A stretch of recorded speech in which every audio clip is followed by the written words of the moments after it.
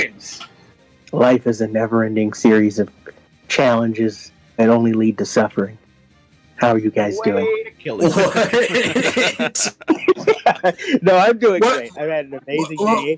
I just thought I'd fuck with everyone real quick. What are you, Griff from the first episode of Red vs. Blue? Why are we here? Is there really a god watching everything? No, I mean, why are we in this fucking canyon? As far as I'm concerned, it's just a box canyon. The only reason they have a red base over here is because they have a blue base over there. Baron, I'm gonna need the watch link. Oh, All yeah. right, now that Yeah, I'll give you the link right now. So go ahead and post this in the group and your profile and stuff. yeah, now Pick that them, I'm we're still echoing.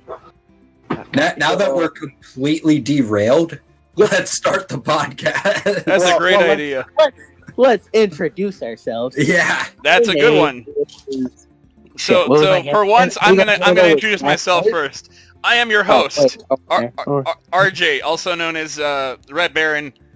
Obvious moniker reference to Char or Johnny Raiden. Lawrence, you That's go. not how that works. What? Oh, Introduce yourself, motherfucker. yeah, I think I go by Black Knight on somewhere. Blackest Night. Black Knight. But that's on the server. Look. My name's Lawrence. I like Gundam. We're gonna talk about Gundam. I just wanted to say that, and I'm happy. Basically, this means Lawrence is never gonna stop talking the entire show. You just fucking bet it. Will, you Hello, go. I am Neo Tokyo Tempo. How's everyone doing?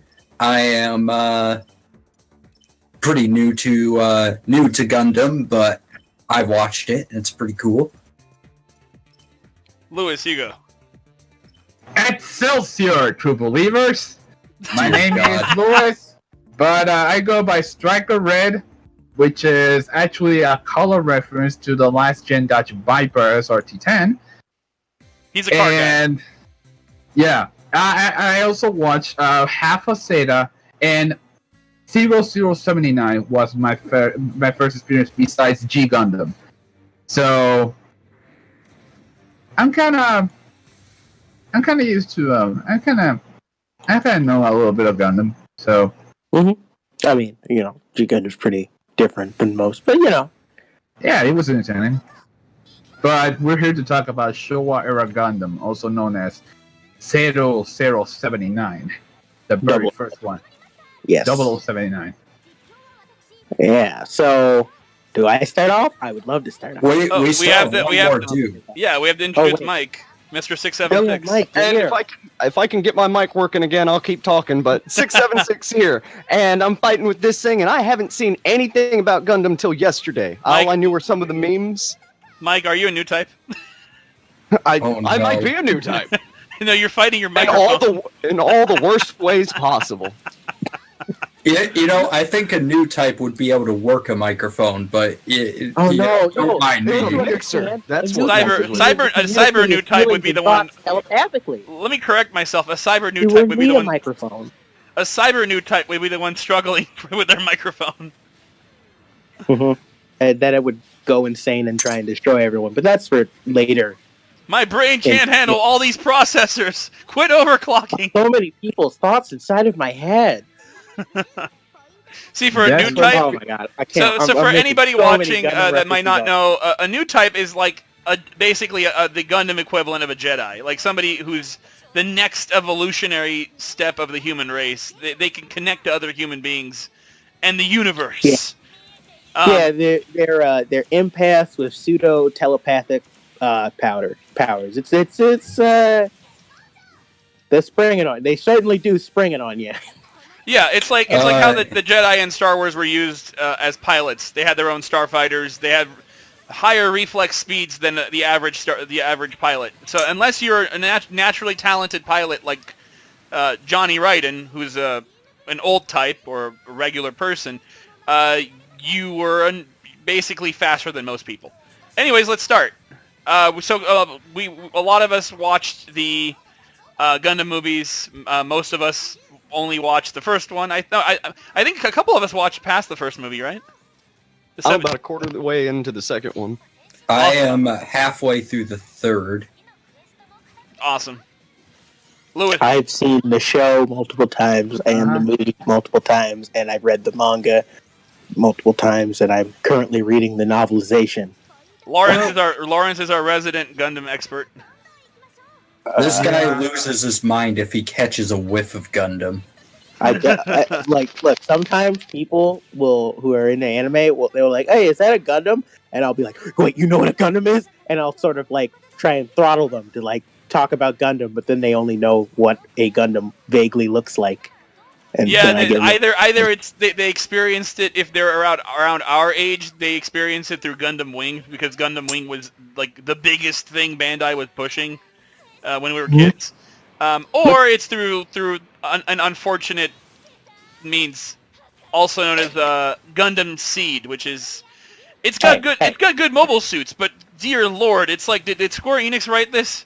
Lots of crying, lots of unnecessary crying, lots of weird plot holes, and then I know part 2 resolved lots the of plot flashbacks. I know you've seen all the flashbacks.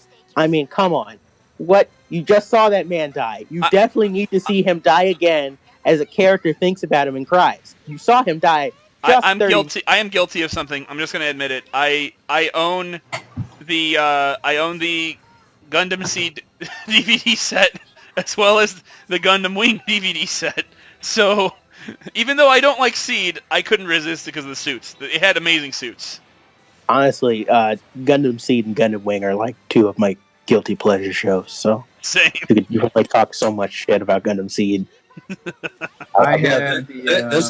This guy talked to me about Gundam Wing for like an hour last night because I made the mistake of asking him about it. And I'm going to be honest with you, Lawrence. I didn't listen to like half of it. This is a good segue into our actual discussion. So the way I described Gundam Wing versus the rest of the series, or the main timeline, is this. Gundam Wing is basically our world in the 90s. The Earth, the real world in the 90s, if the Rockefellers were called the Rommelfellers, and there were giant robots being used by the United Nations. That's what Gundam Wing is. And then space colonies form. They're very, like, I don't want to bring up politics, but they're very libertarian in nature. It's businesses, individuals, even like philosophical groups. They go into space to escape Earth. Lewis, you're making a lot of noise in the background. I'm trying. Wait. I'm trying to. We've sort of detoured off. No. This is important. This is important. I'm gonna differentiate how 79 starts, and then we're gonna go right into it.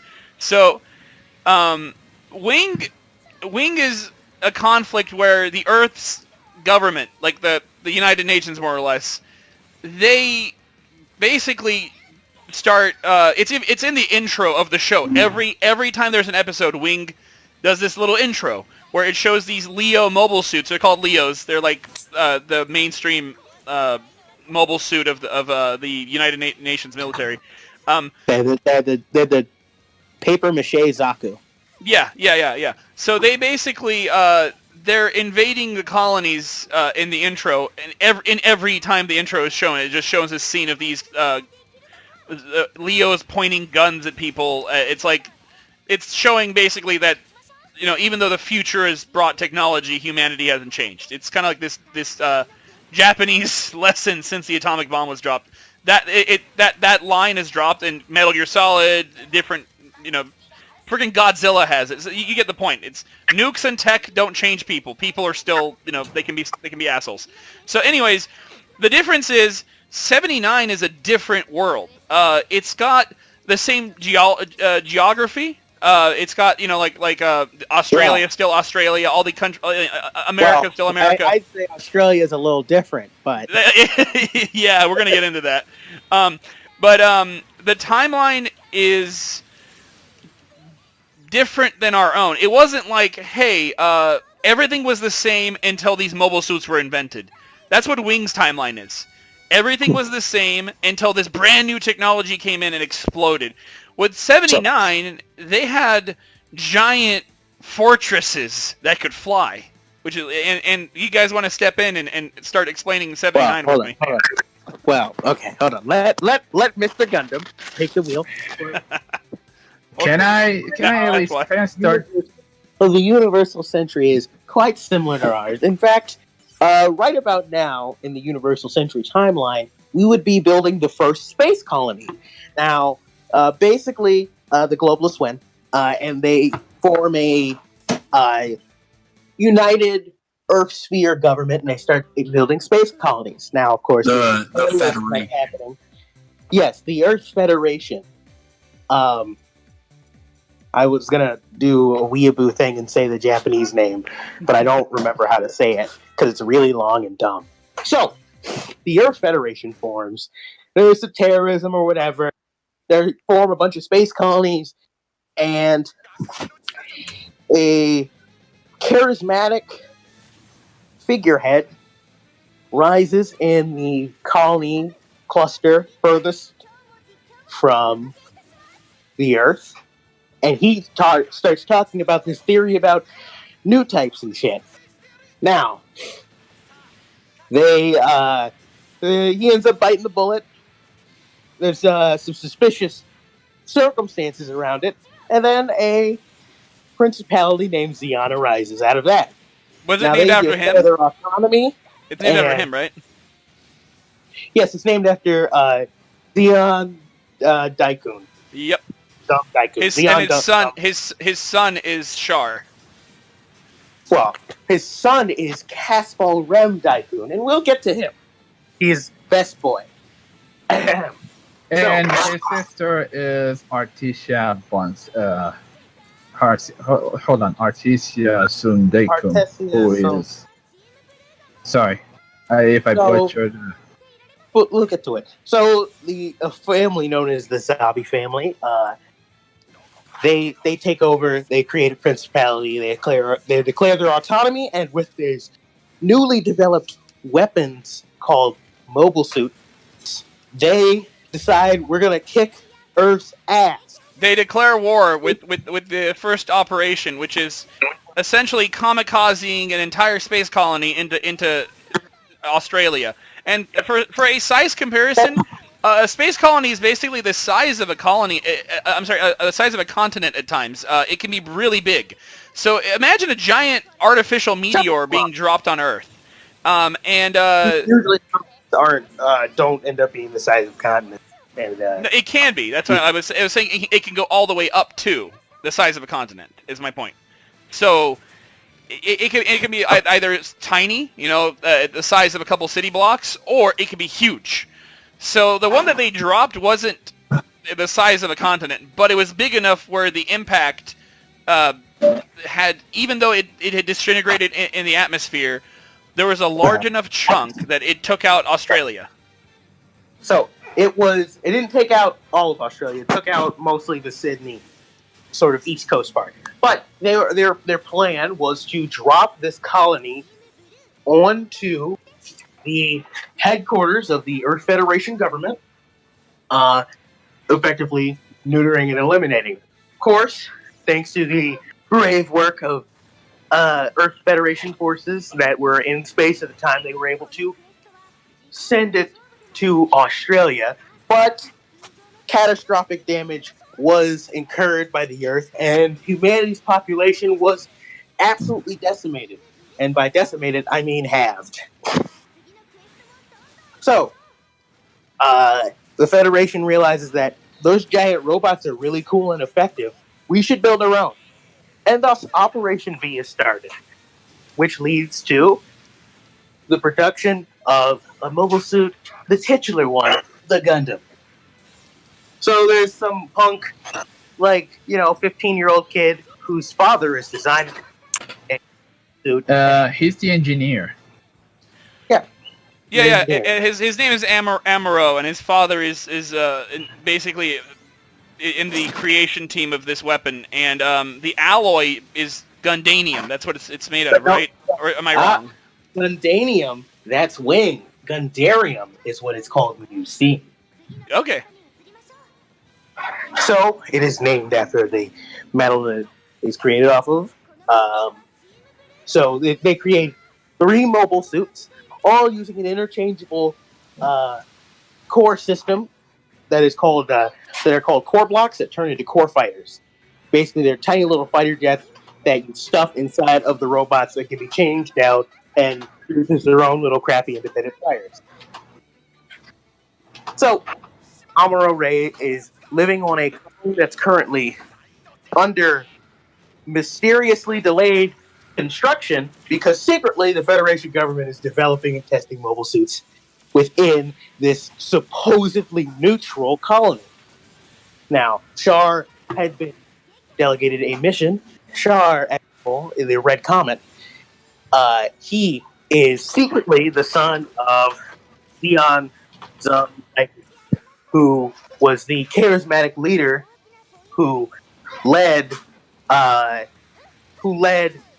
the Side 3 people, the Space Noids, to sort of become and start the independence movement before he was probably assassinated by the Zombie family. Now, Char has infiltrated the military of Xeon and is basically plotting his revenge. So he's on this special mission because he's a fucking legendary badass already at this point in the war. And he's trying to discover the Federation's mobile suits because they have to develop them because they're getting their ass kicked by their giant robots. So he and his men launch a mission to investigate, and one of the men decides he's going to be a glory hound, and he starts trying to investigate more than he should, and he starts a fight inside the colony. Now, Amuro's world gets flipped upside down because a couple guys who were up to no good started making trouble in his neighborhood. And he got into a Gundam, and he was really scared, and I don't know how to make the rest of the rhyme work. So, he boards the Gundam, and luckily, a Federation spacecraft is docked at the colony and known as White Base. And the White Base is a Pegasus class battleship. So It's a giant fortress. It's a flying fortress, and that's where that's where the adventure starts. So we're gonna start talking about the movie. Are we going to like detail the plot of all 3 movies? No. So we have a good viewer synopsis.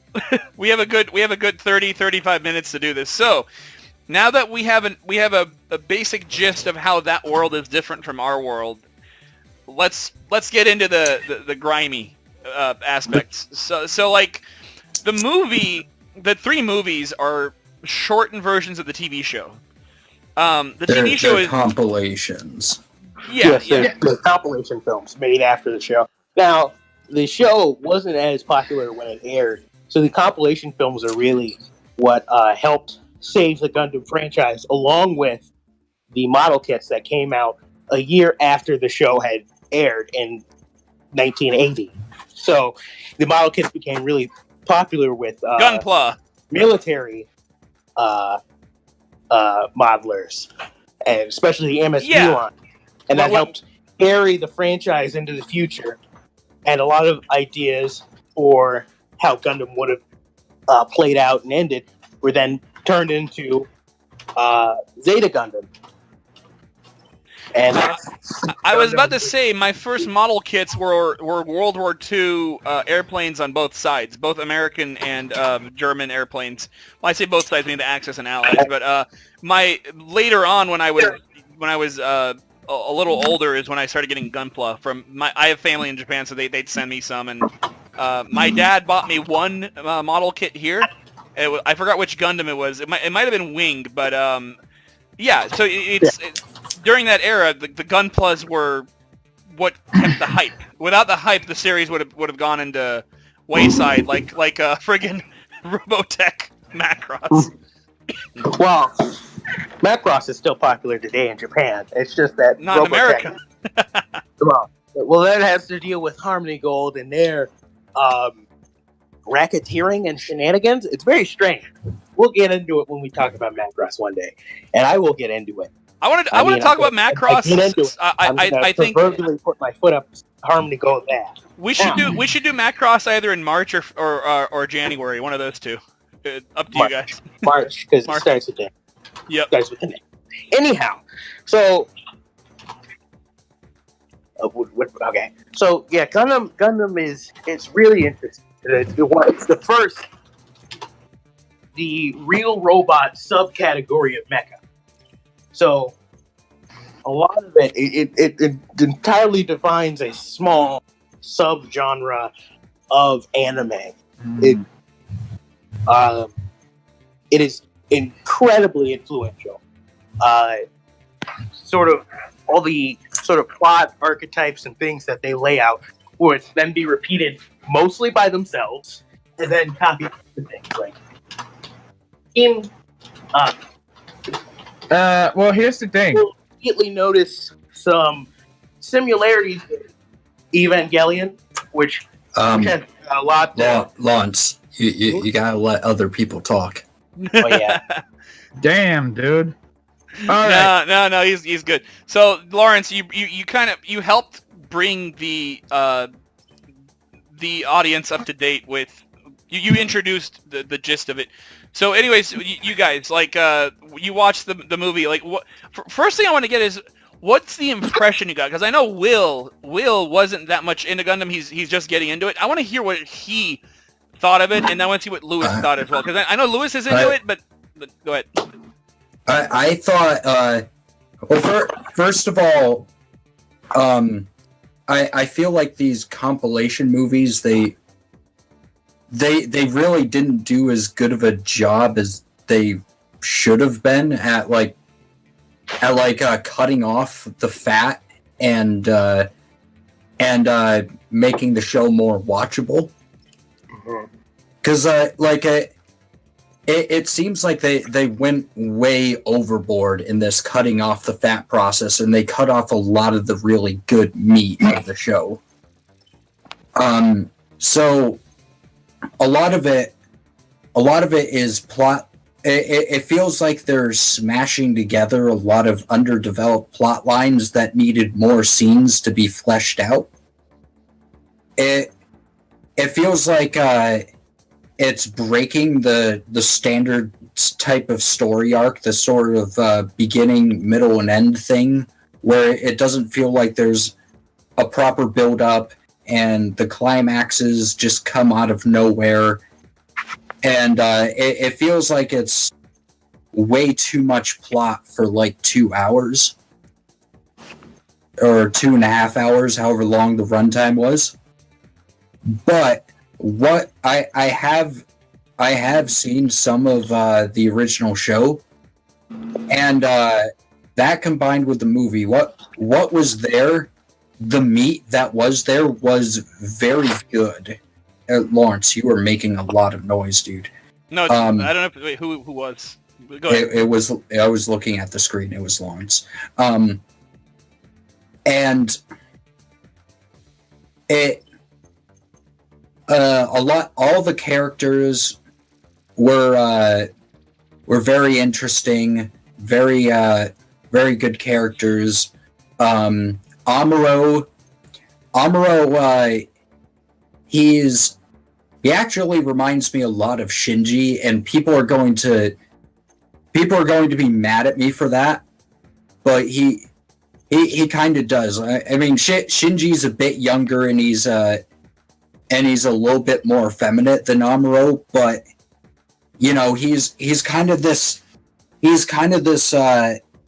young kid who's being thrust into this kind of war that he doesn't understand, and he doesn't know why he's fighting, and he often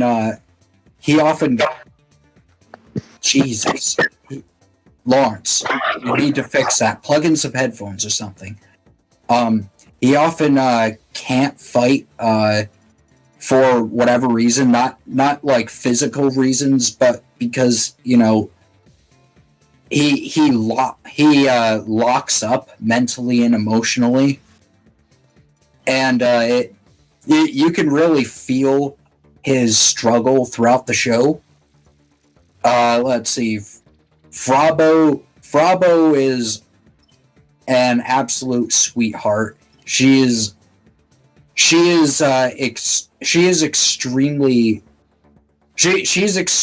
supportive of all the people around her. She's very empathetic, and you can feel the genuine nature in which she cares about the people around her. Who's the commander of the ship? Right. Yeah, right. Bright. Right. You can tell he was kind of thrust into this position as well. He's not like he's not like this seasoned veteran, but he still has to hold this entire crew of raw recruits together amidst hellish conditions, and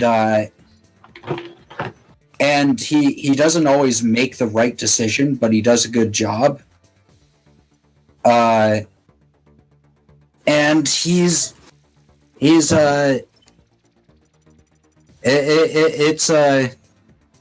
it's pretty great. Then there's there's what's her face? Sayla. That's her name, Sayla. Sayla, she's a very conflicted character. She's a very she's a very introverted character, I'd kind of say. Where she's got a lot going on with her family situation. Is a direct conflict of interest with what she's doing, and you can always see that wearing on her, and she can be kind of rash at times, but she's also very, I don't know how to say it.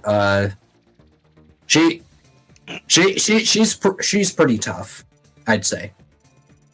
Anyway, I'll give the floor to the next person. All right. Having seen the Ocean dub of 0079, which is basically where the movie was also edited as well, I will honestly say that there are a couple of things that I feel like this is more like a prototype of the series dubbing.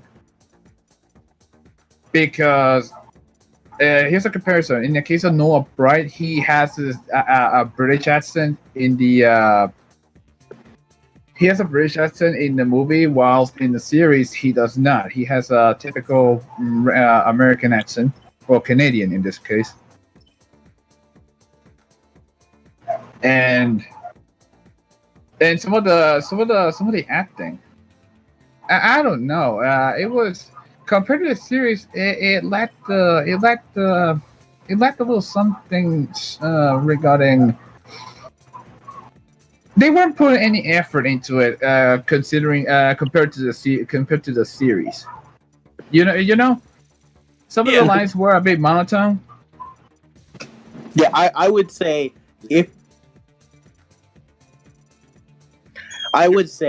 that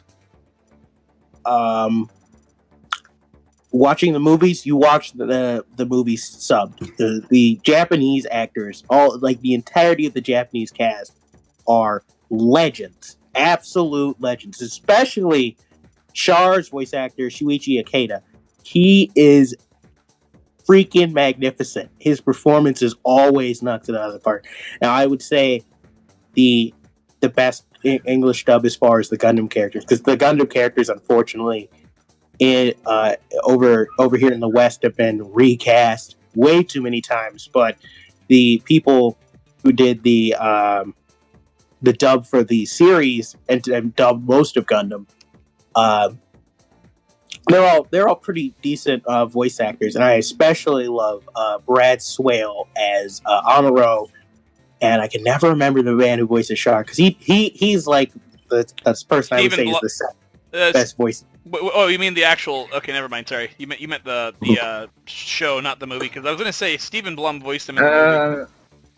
I can't stand the dub of the movie. I always watch it. I absolutely cannot forgive that dub because it's the first localization of Gundam. So a lot of the vernacular and terminology is not translated correctly, especially evident in Char's name. Shaw. Or as they call it in the movie, Shaw.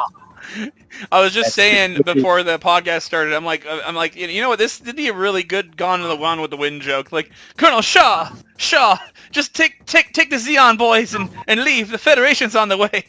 The Zeon will not fall. Dude, in the case of oh my god, and there was another thing that was annoying about the movie. They were mispronouncing Gundam as Gundam. They had a Like, weird Gundam. audio and editing things that bothered me. That's why I switched to the Japanese sub. It sounds way better, and there's these weird interactions between characters where there's almost no conversational cool. space. So a guy will say something, then this one will respond, okay, and then they'll move on. It's like, Or yeah. It's It's like like they overtalk each other too. I noticed that in a lot of early mecha and sci-fi animation, especially when they're foreign movies, like from other countries, the localization would be like, "Sir, we have a problem down in the boiler room." Affirmative. I'll go check it out. And then you never hear anything about it. Like it would make sense if it's like a scene where a character is sneaking in, or like if Amuro is like sneaking into a base and somebody's like, talking to somebody else about basic maintenance of a base. But if it's like the good guys just doing it at random, I don't know if anybody here has watched Stardust Memory. I know Lawrence has. Like Stardust Memory had moments like that. I mean, it made sense. It's basically Top Gun. It's like Top Gun, that movie Top Gun, but if it was Gundam. That's what Stardust Memory more or less is. It's a bunch of cadets who are thrust into a conflict because a Zeon terrorist is about to launch a huge operation, Stardust. And in that context, it makes sense. If you're on a base, you're going to hear stuff like, "Sir, the sensors aren't working on this mobile suit. I need you to check this out." "Oh yeah, I'll go check it out." And blah blah blah. I know what you're talking about. It was just out of nowhere. They just start saying shit like that. It makes no sense. dude, I think you were talking about Michael Kopsa, who played Char in the in 0079. Oh, that's what Lawrence was. Great. He's an excellent voice actor for Char. I think now Char got recast recently because of the Gundam the Origin dub, which is done in LA because they switched to simul-dubbing things as far as Gundam productions that are let's say some of that they want to release internationally. So any of the new Gundam OVAs and all their higher budget productions, they've been working directly with the people in LA, which is great. Unfortunately, they had to recast everyone to do Gundam the Origin. Now, they're all great actors, but I am particularly attached to the voice actors for first Gundam, and it's just not the same. Now, Char is played by the same voice actor who did Full Frontal in Gundam Unicorn, and it's close, but no cigar. Just No cigar. But Speaking Yuichi Ikeda is still brilliant, so you could just put on the subtitles and Mike, listen to Yuichi Ikeda. Mikey, 7-6. So, dude, like you were saying, you didn't like the sound production. I'm gonna agree with you on that because it comes off a little. It doesn't come off organic, you know. Like It comes off very brisk. Almost every interaction seems very curt with everyone, even if it's supposed to be lighthearted. There's a lot of rushed dialogue, as if we got to squeeze this plot exposition in now. It's also incredibly stiff at times. As like really stiff. Like were these guys were the guys who were playing the characters doing this at gunpoint? well, I think they were. If by gunpoint you mean a rushed schedule. 6 more lines, or I pull the trigger. I forgot whose YouTube video it was I watched, but it might have been God, I forgot his name. Bennett? Yeah, Sage Bennett. He did a video on JoJo's Bizarre Adventures, the OVA, and it's an amazing example of good sound work. Lucasfilms, they had a studio they ran for outside companies to hire, and that studio did the sound for the JoJo OVA, and it's got amazing sound quality. It's just even if the voice actors aren't the best selections, like, you know, Dio, you really pissed me off. It's like, well, you know, because the anime was still fresh. God! And, you know, Yeah. come on, Darby.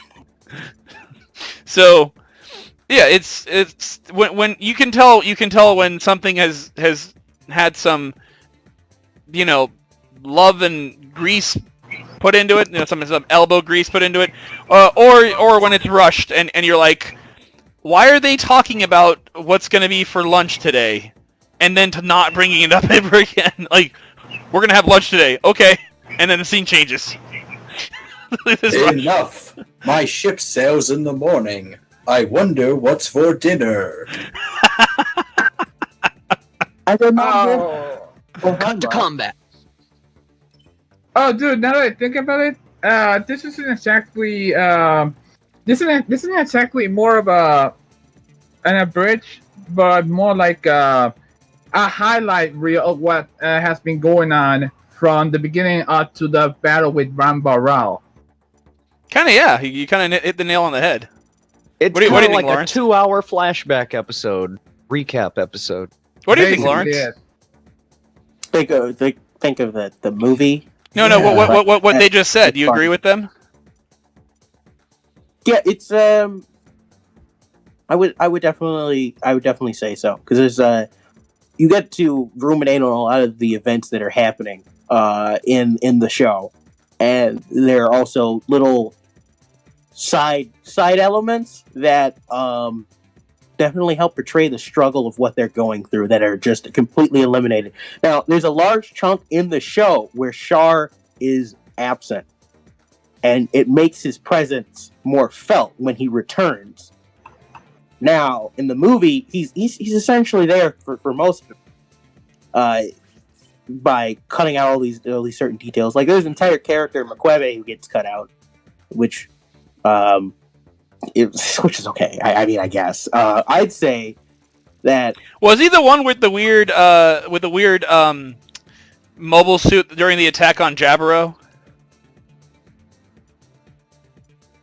I think they all had weird mobile suits in that attack. he had the Gyan, the one that had the Hook giant hands. Hook hands. sword, laser. No. He had the Gyan. It's the one with the Oh, the Gyan, not the Zong. Okay. yeah. He which one? I know which one you're talking about. I think it was a. It's mobile funny. I'm actually playing new Gundam Breaker, which has all the mobile suits. So I could just look through this. You know what? I'll look through the heads. The heads are usually good giveaways for what they are. Yeah. But yeah, he had the Gyan, and he's a pseudo sort of weird character in Gundam the Origin manga, which I think is the best interpretation of the Gundam story.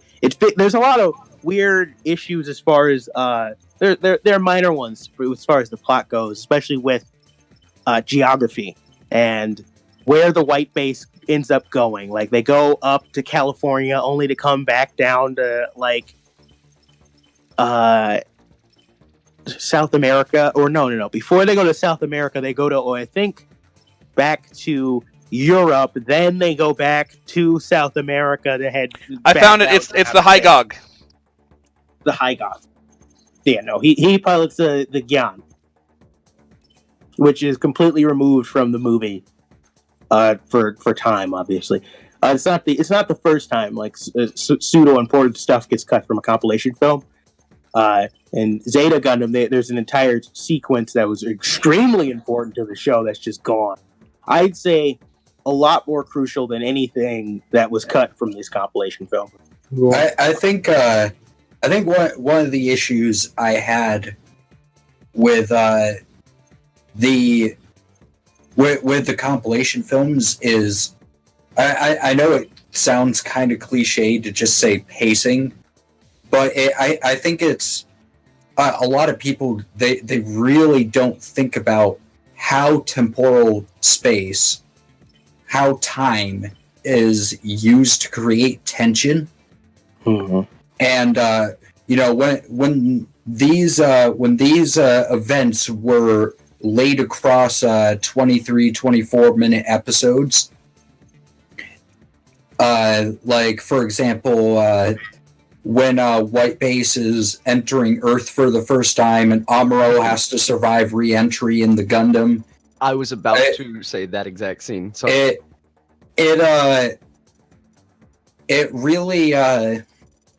really doesn't feel like anything important is happening in the movie, but I did get that far in the actual show, and they spent maybe 10-15 minutes really building up the the tension of that moment. And what one of the key things I think it might have been what's his face, the guy that directed Psycho, what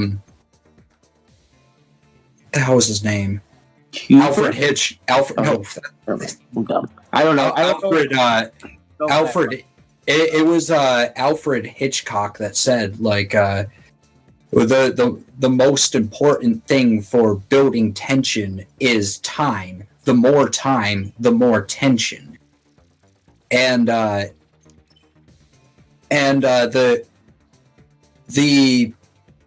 just the fact that the re-entry sequence took longer made it feel like Amuro was in more danger when he was re-entering with the Gundam.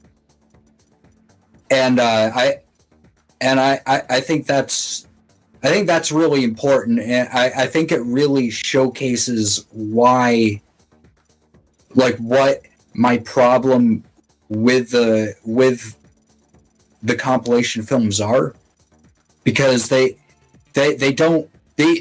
events were never supposed to be in a movie. They were supposed to be in 24 however many minute episodes. Mm-hmm. So as soon as you start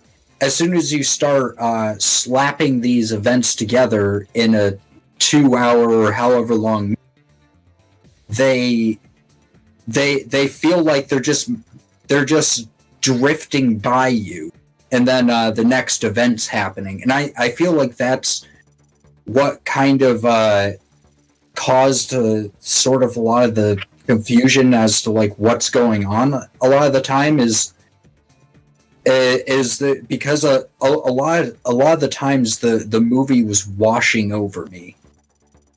It felt like a Disney ride, didn't like it? a montage. Yeah. The montage style of film isn't really filmed. It feels like a Disney ride. Well, or like a montage is a very important tool that is, and it's a great way to give the audience a lot of information over a short period of time, and to give the audience the sense that time is passing without the use of dialogue. Mm-hmm. But in this case, you're In this case, it's I guess it's kind of misused, though I wouldn't really technically describe it as montage because montage is the act of cutting events together without dialogue to show the passage of time. Well, I just meant Yeah. more along the lines of the gravity of the way it's presented. It felt more like a montage as opposed to having a really tight structure where every point that you're approaching has some kind of meaning. Yeah, I would like to mention that the first movie compiles episodes 1 to 12. That's 12 episodes condensed into what, like two and a half hours? 2 hours and 20 minutes. Yeah, that's a lot. That's a lot to condense. and it's not like they didn't remove things that didn't need to be there. I remember there was this one episode, I think it was called like Vote to Attack or something. Mhm. And they got rid of that one, and it doesn't matter like that they got rid of it. One thing they definitely remove is a lot of scenes of the Gundam combining for no reason. It's like, yeah, let's launch the Gundam in separate parts and then have it combined midair. I think I'm not entirely sure why. It was like Voltron. I guess They were doing some Voltron bullshit. Like, I guess they thought it was really cool that the Gundam could combine, but it's not like in the later Gundam shows like Destiny. Although It probably looked good in the late 70s. yeah, well, but the problem is that the legs and main body don't do anything. Like, so they don't fly; they have to be launched, and then it has to combine while sort of falling midair. So, I mean, I mean, I guess it's like it's supposed to be impressive, but it's a little tedious at certain points. You could just have the Gundam there, which in itself is amazing and awesome. Kind of makes me think of the transformation sequences in Sailor Moon, but the animation's a little better in Sailor Moon. Yeah, definitely. But then again, the animation in 0079 is actually pretty good for the time. So when you think about it, the most Western animation at the time looked like the Jetsons or Scooby Doo or Yogi Bear, Like Zoink. where it was really bad animation. It was the Cowlights of its time, basically. Well, except I think the difference here is that most of those cartoons from the 70s were made by literally the same person. Yeah, Iwao Takamoto was. No, I mean Western ones. Oh, okay. But I know that the guy who directed it was Japanese. At least back in the day. Directed what? Yogi Bear. No, I meant Scooby Doo, that kind of stuff. Some of the cartoons from Hanna-Barbera. No, Scooby Doo was. I think the original was directed by Hanna-Barbera himself, and then I think the next couple series were as well. But we're way off into the weeds now. Yeah, we are. We should go back to Gundam. Yeah, Clearing I for will say Gundam. this. There's a lot of people really want there to be a remake of the original series, and one, I think it's highly unlikely. Japanese animes don't tend to remake older things. It's a weird thing, especially Sunrise. And Gundam is so much rooted in It might be a cultural continuity thing and all. too. I think yeah. that might be as well. And there are several, like there's the manga Gundam the Origin, which is a retelling of it by the original character designer. I think if anyone's ever interested, and maybe watching, like they can't necessarily get into Gundam because of the animation or however they feel about any of that, I'd say picking up the manga, which is a very good manga. It's great. I really He's an old like freaking master. This guy, the character designer, I always fuck his name up. Yoshikazu Yasuhiko, or Yaz for short. He is a master. It's insane. There's entire interviews about other manga artists just talking about seeing him freaking work, because he's been at it for so long. He's just a god of storytelling and art and all these other aspects. So just even checking it out from an artistic perspective is insane, because a lot of times they were saying that he would just start doing brush art onto the page immediately. No planning, no whatever. But he's so good, and he's such a master of the craft that by this time that he could just go into it and create something amazing.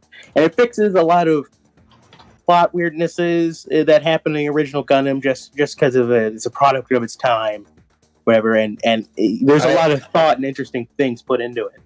I don't know about like making a remake. I think it is a very, very foolish thing to ask for, because you do not know what you're asking for there, because you know immediately, you just know they're gonna fuck it up somehow. No, they always do. Gundam has been greenlit for a live action movie. Yeah, of course it has. No one's gonna watch it anyway. All right? Oh nope. I disagree. So Gundam. No one watched the last 5 live action anime movies. No one's gonna watch this one. So you mean watch it and enjoy it thoroughly? Yeah. So Gundam's 40th anniversary is coming up next year. Gundam launched in 1979. It's now its 40th anniversary. Yay! Congratulations! Huzzah! So this is a part of their current project to launch a bunch of Gundam content, and next year they're going to be producing a live action movie with the good old people at Legendary. So it's going to be shit. It's going to be better than their previous attempt for the 20th anniversary in 1999, where they made the travesty what the fuck was it? G Savior. That was it. Oh my god. How bad was it? I didn't even bother watching it. You've never seen it is bizarre. The word Gundam is not said. The word Earth Federation is not said. A lot of things are very strange. It takes place in late Universal Century, which is a weird time period that hasn't entirely been too flushed out. Like, the period of First Gundam, the 1 Year War, has been so absolutely mined that it's insane. There are side story after side story after side story. You'll be tripping over shit happening. Well, yeah, it's a war. There's gonna be unknown stories in any war, even in real life. You're gonna have yes. This is the story of my grandfather. He was a potato cook during World War I. There aren't any more unknown stories in the 1 Year War. That's a little bit of a problem. So now they're digging into the future. Yeah. So now they're finally going to move past the. No, if you got the joke, this is a story of my grandfather. He was a World War I potato chef. This is how he survived. Yeah. So Gundam got canceled in its initial run. So there were a lot of plans for it was canceled. That's why it's only low ratings. Yeah, low ratings at the time. That's why it sort of ends in an abrupt way. And now there's a lot of plans and things that Tomino wanted to get to that he didn't. Now Tomino has a habit of killing characters and being a merciless bastard. He was awarded the name Kill 'Em All Tomino for his work with his previous series. He's the guy that made Ideon. Yes, he made Ideon, Space Runaway Ideon. That was the work before Gundam, and you'll notice there's Ideon looks sort of like a sort of strange version of a gem and a gun tank. If it was like a gigantic god, not a gun tank, gun cannon. But but he was pretty ruthless at the time. He's going through some personal changes and stuff as far as how vicious he is towards characters and his stories.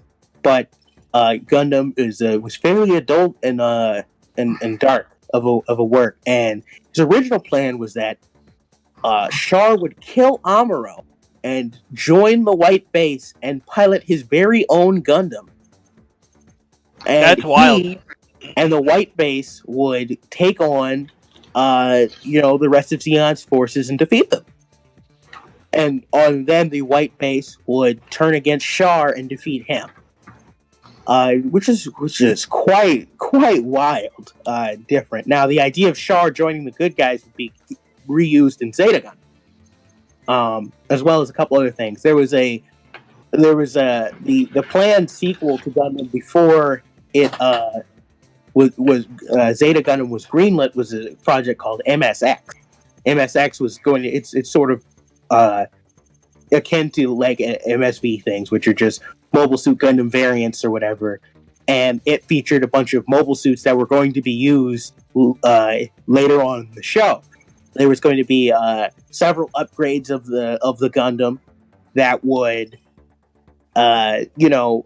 be given to Amuro and potentially Char, as they would take on an experimental asteroid base held by Zeon on the opposite side of, I believe, a Bawaku. So, yeah, it's incredibly interesting, especially the production history. They've made a manga out of the production history of Gundam, which is it's a slightly comedic take, but it's incredibly rich narrative, which has been absolutely engorged with several other spin-off mangas, materials, and there's merchandise at the wazoo. Like, if there's any franchise to get into and you to just feel like, yep, I'm in the thick of it. There's endless things going on.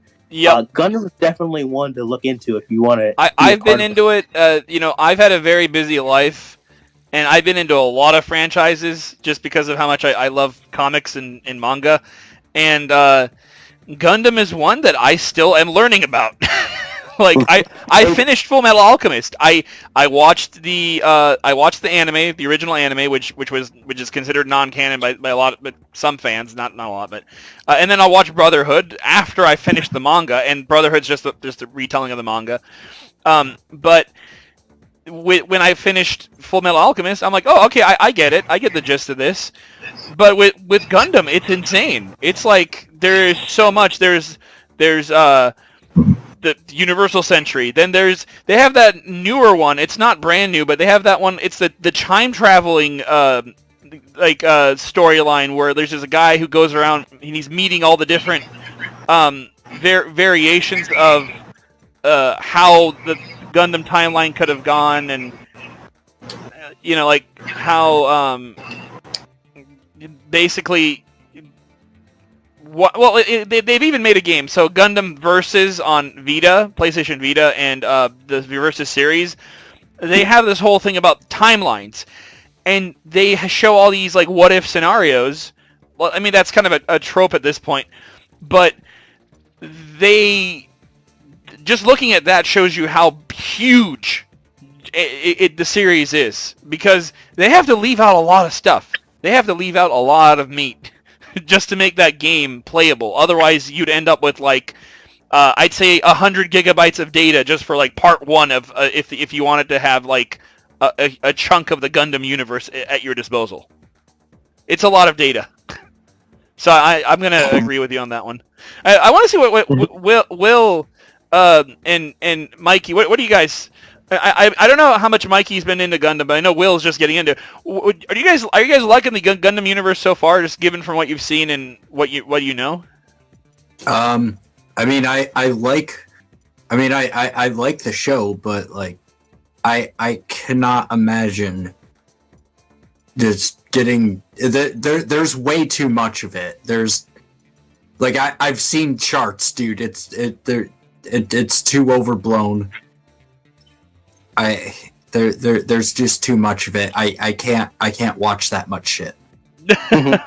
And see, I'm kind of on the opposite side. It's gotten me into it enough where I haven't seen the show. Like yesterday, I just watched the movie. And I'm like, okay, this might merit me checking out the show because the elements that I don't like, I feel like are just a result of a compilation film. I think checking out the actual series would probably hit all the points that I was looking for. I would also recommend reading Gundam. I've been championing Gundam. I think I might watch Zeta and Double Zeta. Okay, but probably Definitely watch. end Hey, with yo, that. yo, definitely watch Stardust. Stardust is. It's an No, OVA. No.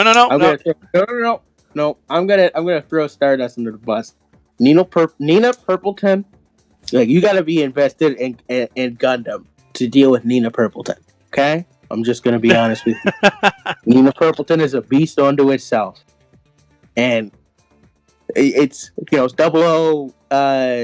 0083 Stardust Memory is good and all, but Nina Purpleton will challenge your enjoyment of Gundam, and I'm 100% on that. So I'd say watch Zeta. Now, Double Zeta, you're getting off to the weeds of as far as quality goes. That's where it starts to waver just a bit as far as the quality of the story, and then it sort of gets itself back on track. So, because Tomino, a lot of the things that happen in Gundam end up revolving around Tomino's personal mood and his battles with. Kind of like how depression Eva's director almost killed the franchise. It's How who's director? Eva Evangelion. Why would you call it Eva? Eva. Eva. Yuck. Who calls it Eva? There is a strong contingent of people who call it Eva, and they're not to be dealt with nicely.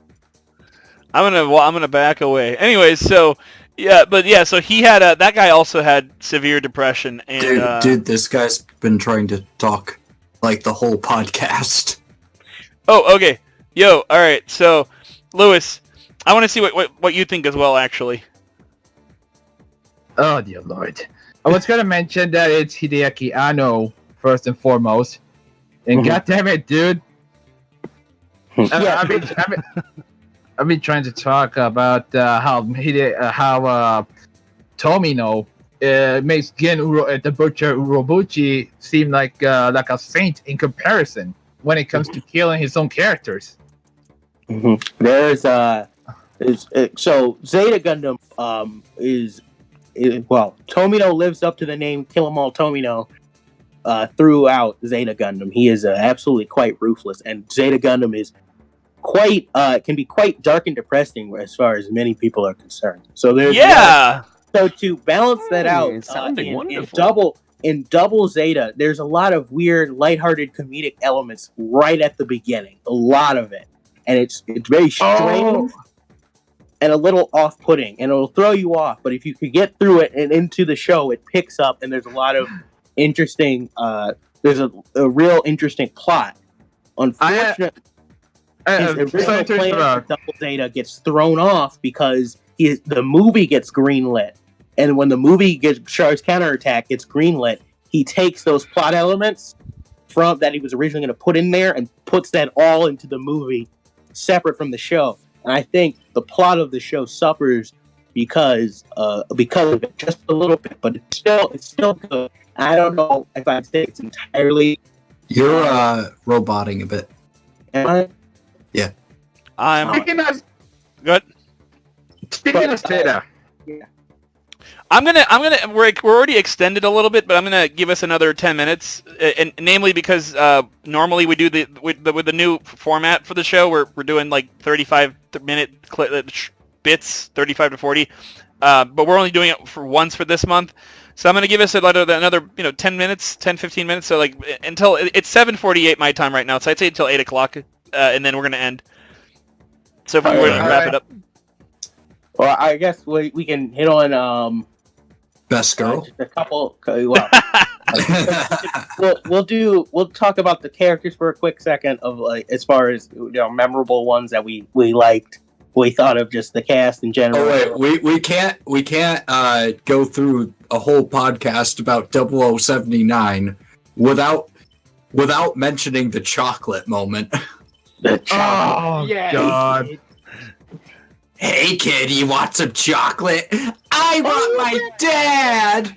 That was actually You depressing. missed out- You missed out on some chocolate, kid. Shit, that part was insane. It's like, hey, kid, you have trauma, and your parents died, but here's some chocolate. Hey, have you guys ever counted how many slaps that movie had?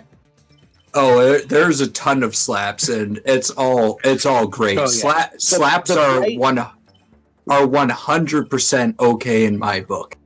The moment where Bright slaps Amuro is referred to as the Bright slap, and it is an iconic moment in anime history. You hit me! Not even my own father hit me. It's I don't know who's a bigger bitch, Amuro or Camille? Because holy fucking shit, Camille. Camille made me stop watching Zeta for a couple months. I'm serious. I'll say this: the characters they have their moments where they become really whining, but it's all understandable. Well, they're all kids. They're kids, and they're surrounded by nothing but death and destruction, and they're kind of it's them coming to grips with it, coming to grips with the situation. But as it goes on, they change. Unfortunately for Camille, he doesn't change for the worse, but he becomes a bit more of a darker person in general.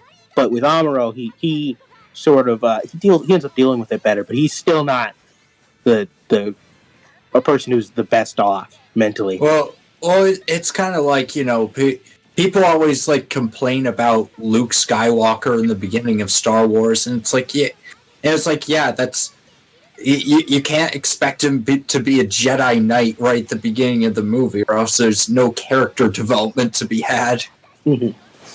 Yeah, pretty much. Like, oh wow, Obi-Wan, I can do mind control without even knowing. It's like, what? No. Otherwise you have Rey. Or worse. I have one worse than Rey. If we're gonna use Star Wars, so Darth. Oh crap! What was his name? He's from the Old Republic. They had a Sith Lord who's basically an OC. I think we only have like 5 minutes. Yeah, or something. yeah, No. I think we get it. Yeah, you get the point. But in Gundam, so here's my issue with Gundam. We brought up Seed at the very beginning, and 79. What I liked was they're very careful with the movie. They did cram it, but they didn't pull any bullshit with Amuro. They didn't say like Amuro is like this new type right from the start. They stuck with how the show did it. He's just an ordinary kid. It turns out, like, as you go on and watching the movies, you'll finish it on your own time. But it discovered that he may be a part of the next step in the human evolution. It's not like immediately like, Amuro, get into the giant robot and you have force powers. You're the chosen one. Yeah. It's an evolution that comes with a lot of members of the cast, especially as the new types sort of emerge in their ability. One thing that's cool about Amuro is that at first what's carrying him through all these fights and battles in this war is the actual ability of the Gundam. But since he's repeatedly fighting the best of Zeon, he's getting trained, and by one point he's so good that he's outgrown and outpaced the Gundam even. And that's what's really cool, is seeing that development as it goes, where he's stumbling around, fumbling. He's barely making it out of here because he's got the strongest mobile suit in the game at the moment. But as soon as he comes up against somebody like Ramba Rao and in the Goof, and he's never encountered this Goof mobile custom. Hell yeah. He's getting his ass kicked. But each time he's the Gundam has a computer, and it's able to learn from these experiences and go over the experiences. It trains him to be even better. Did they mention that in the Gundam's machine learning in the compilation movie? I can't remember. I'm not sure. I don't think they did. Yeah, they might not. They missed There are out. a lot of scenes of Amuro just studying his. Wait, so the his Gundam has an AI system like in Wing? It has its own. It has a computer that logs information from its combat data.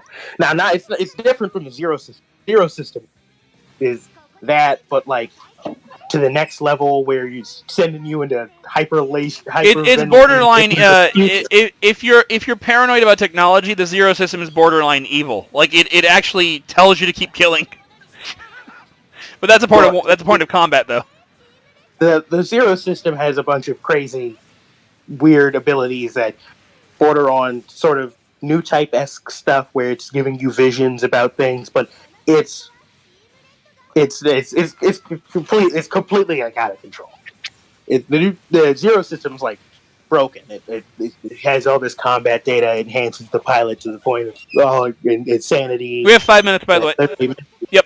Yeah. So anyway, But so the Gundam doesn't have that, but it was left out of the movie, more or less. well, the Gundam, it just has like a computer that records combat data, like pretty basic. But I think one of the greatest, most influential standout characters from Gundam is definitely Char-Ez, the Red Comet. Yes. Char is Is Johnny Raiden supposed to go ahead? Good. Char. Honestly, is the perfect Gundam villain because because He reformed. Let's- Yeah, he eventually reforms, and you find out he's only a villain because of his circumstances.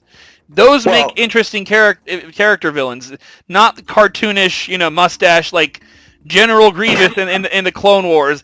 I'm evil for the sake of being evil. Yes, he's a definite complex character, motivational, and there's a lot of complexity, especially when you learn more about his backstory and all that. He's the son of Zeon Daikun. So, but especially his history with Garma, his time with Artesi hiding as Edward Mass, and it's really it's all in Gundam the Origin. Read the manga rather than watching the OVAs, but it's incredibly interesting. He's an incredibly compelling and captivating character. And yeah, it's especially his betrayal of Garm, which is cool. It's really cool because he's actually very conflicted about it. So And in the show, really quick, we have 3 minutes. In the show, that little speech that Garma's older brother does, it says, Dozel, yeah, Dozel or I think it was Giran. Dozel. Is it Giran or I think it might have been Giran's speech. He says, "My Giran. brother Garma died giving his life for our cause." Yeah, that's Giran. Dozel is the big. Oh yeah, Dumb he ends up dying. He ends up dying in the Big Zam. He ends up dying in the battle. Yeah, So Giran's speech in the movie was a bit rushed. It felt, but it revealed that the way it was rushed, though, it helped kind of give you the scope for a newcomer to the series. Like, the Zabi family are usurpers. They murdered Char's father in order to take over the space colonies and start a war for profit and power. It wasn't necessarily to liberate the good people of the space colonies. It was basically... it was. Go ahead. It definitely wasn't about the whole idea of space noid independence and the ideas of the new type that Zeon Daikun was all about. His whole philosophy was more about taking the space noid independence, seizing power, creating a sort of dynasty, and defeating the Earth sphere. Yeah. It was a bunch of opportunists, and that speech right before it, if you remember, I just forgot her name. Cresselia, Johnny Ryden's love interest, the Garma's big sister. She and her brother have to pull their father into the speech and say, "Your people are waiting for you. Why are you sitting here?" The guy kind of was his smug attitude. It's like, very well. Like on one hand, he's got some wisdom. He's telling his son, like, well, your brother's dead. You got to focus on the war. You can't be depressed. On the other end, he's like, whatever. That the movie helped show that, because with the TV show episodic formula, it's hard to show. Sometimes if someone's not watching every episode, it's hard to show the motivations of a character or like their personality. And for a minor character like the Zabi patriarch, he's the embodiment of that entire Zeonic conflict. Anyways, sorry, we got like a minute. So final thoughts. Does have much of a final thoughts? Go ahead. You were saying, and then final thoughts. I was gonna say Degwin doesn't have the most defined character or personality, but he is while he is still a part of the Zabi family, he's an opportunist who took over. He is not as sort of hardline and authoritarian as Giran would be. Giran's a spoiled brat with severe mental instability. Like he's more dangerous than his father. So Mikey brought up the thing about how the climax is rushed. In the show, it was a serious climax to see Giran trying to crash his the little airport. About Garma. Now, I'm sorry, not Giran. I'm sorry, no. Sorry, I messed up. Garma crashing his airport into the into White Base. I mixed up their names for a second there. Garma crashing his base into White Base, and Giran being upset about it. Now that's normal. That's family dying, etc. But the dumber older brother, he expresses how he feels about it, blah blah blah. But Giran's personality is he wants this war to go on. He wants to win the war, but he, like you said, he's a complete totalitarian. He's worse than his father, whereas his younger brother is a spoiled brat. So you have two brothers who are spoiled brats and are kind of they're glory hogs, with the younger one being obsessed with looking good in front of his family, and the older one just wanting control. So, yeah. But anyways, final thoughts. Okay. My final thoughts? Yeah. There was something that was missing from that movie. A very iconic and a very famous line. Blame it on the misfortune of your birth. Yeah. You double crossed me, Char. Blame it on the misfortune of you. It's beautiful, magnificent. Actually, that was in the movie. It is in Japanese, but it's not as well. Yeah, in the English version, it's ask your dad. It's like, what? You dishonor my family? It's like, what? Oh, what happened here? Yeah, it's the English translation. Oh, okay. Okay, so it's there in the sub, it is. but it's not. All right, let's just go left from right. Lawrence, final thoughts. Well, my final thoughts is that Gundam the Origin manga is the perfect version of Gundam. I wholeheartedly reach this. Sayla is best girl. Disagree or inferior. There we go. Zeke Zeon. Hey, no, not Zeon, Zaft. It's for Zaft. Just kidding. God. All right, 676. From what I've seen so far, I'm probably gonna start checking the show out. I mean, probably gonna find a good entry point, start with the beginning, and then figure out which ones are dog shit. But for the most part, I'm enjoying it. I think transitioning to the show is going to be better compared to the compilation movies. Lewis? Okay. I'm gonna be honest here. If you're not into Gundam and you want to start somewhere, start with 0079, or as I call it, the Showa era Gundam. What else can I say? the series did a better job of explaining the plot than the movie will ever do, because the movie is pretty much a condensed version, an abridged version, if you will. Outside of that, watch 0079, seek Xeon, and it's and the real the best death happens to be, and I'm not spoiling it, a certain headshot. Oh man, Zaku, Yeah. Zaku-headed Gundam, most confusing part of my childhood. I'm like, why does that look like that? Anyways, you go, Will. What? Final thoughts? My final thoughts. I'm probably gonna watch through the show.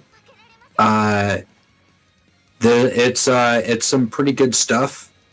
It's real good classic anime if you really want to get into something that's classic. 0079 is a good place to start, and I kind of enjoy that sort of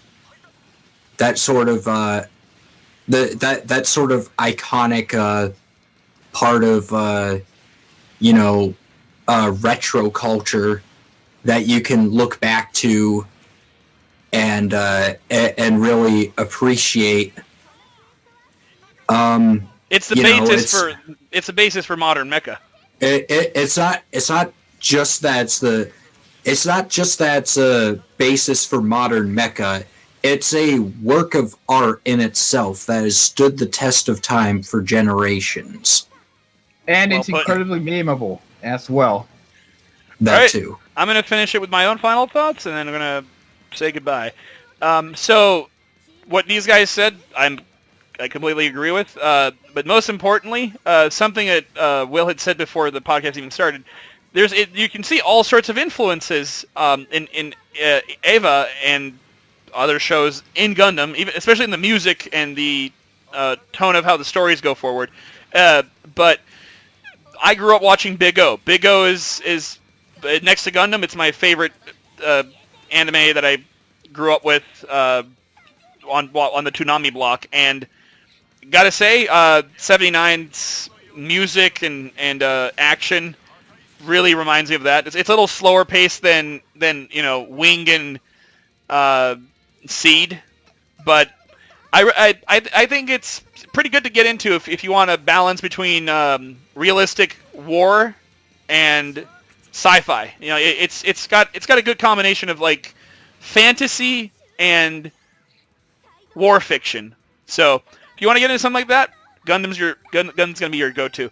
Anyways, everybody out there, I hope you guys all had a good holiday, and hope to see you guys in December.